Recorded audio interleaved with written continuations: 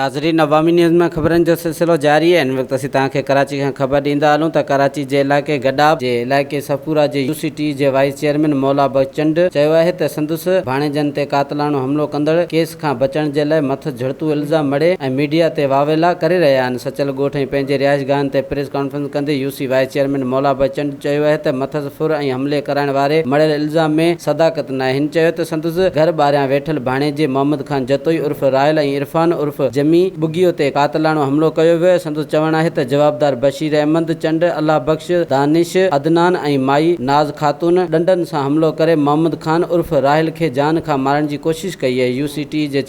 यूसीटी जे wise chairman मौला बचंड चयो आहे त पाड़ेसरनि विच में पई भाणेजी जी ज़िंदगी बचाई आहे। पीपी अॻुवाण इल्ज़ाम मणींदे चयो आहे त हमले जी साज़िश संदसि भाणेजे बशीर अहमद चंड जे घर ते संदसि नंढे भाउ ऐं भाॼाई माई न्याज़ खातून ऐं ॿिनि तयारु कई हुई। यूसीटी जे वाइस चेयरमैन जो चवणु आहे त ॼाणियल जवाबदार केस खां बचण लाइ मथस हमले जो कूड़ो इल्ज़ाम मड़ियो आहे ऐं मीडिया ते ग़लति ख़बरूं हलाए खेसि फासण तोड़े साख खे मुतासिर कयो आहे। मौला बचंड चयो आहे त अहिड़ी दरख़्वास्त सचल थाणे ते ॾिनी आहे। वाइस चेयरमैन चयो आहे त संदसि भाणेजी जी ज़िंदगी खे ख़तरो आहे, खेनि तहफ़ुज़ फराहम कयो वञे। वधीक ख़बरनि ऐं तफ़सील जे लाइ विज़िट कयो असांजी वेबसाइट awamiNewsHD.com ऐं ॾिसंदा रहो अवामी न्यूज़ HD।